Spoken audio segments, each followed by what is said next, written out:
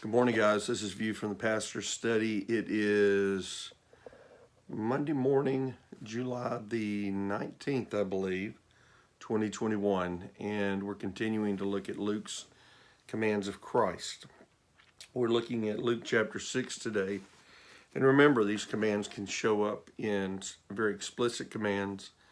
We've looked at some of those recently, implications of commands.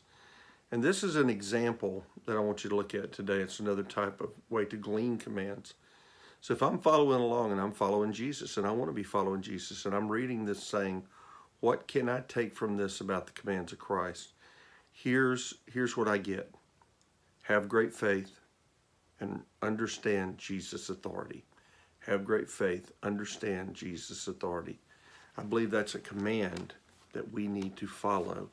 As a matter of fact, it's a command that probably applies to many, many areas of commands with regard to what Jesus did.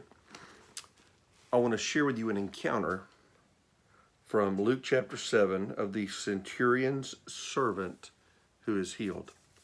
Listen to this centurion. He amazes Jesus with his great faith. Would we amaze Jesus with our faith? Now, when he had concluded all his sayings in the hearing of the people, he entered Capernaum. This is Jesus. And a certain centurion's servant who was dear to him was sick and ready to die. So when he heard about Jesus, he sent elders to the Jews to him, pleading with him to come and heal his servant. And when they came to Jesus, they begged him earnestly, saying that the one for whom he should do this was deserving, for he loves our nation and has built us a synagogue. When Jesus went with them, and when he was already not far from the house, the centurion sent friends to him, saying to him, Lord, do not trouble yourself, for I am not worthy that you should enter under my roof. Therefore I did not even think myself worthy to come to you, but say the word, and my servant will be healed. For I also am a man placed under authority, having soldiers under me. And I say to one, go, and he goes, and to another, come, and he comes, and to my servant, do this, and he does it. When Jesus heard these things, he marveled at him, and turned around and said to the crowd that followed him, I say to you, I have not found so great a faith, not even in Israel. And those who were sent returned to the house, found the servant well, who had been sick.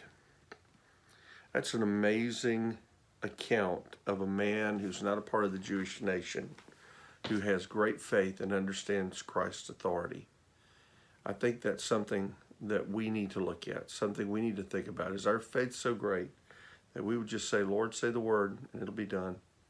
Just say the word, and it'll be done. We understand you have all authority and power. Just say the word. We trust you, Lord, to that degree. And I tell you what, I would love for my faith to amaze God.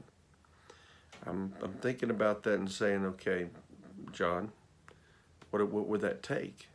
But wouldn't you? Would God just look at you and say, hey, you had a little faith, it was adequate? Or would he look at your faith and say it was amazing? I think there is a role we have in growing our faith and growing in obedience to the Lord. Definitely the faith of the centurion amazed Jesus. So I pray my faith can amaze my Lord as well. What about you? Do you have great faith, and do you understand Jesus' authority? I pray today you'll meditate on this passage, think about how you can apply it to your life, and let's grow in our faith in Jesus Christ and our submission to him every day. So God bless you, and you have a great Monday.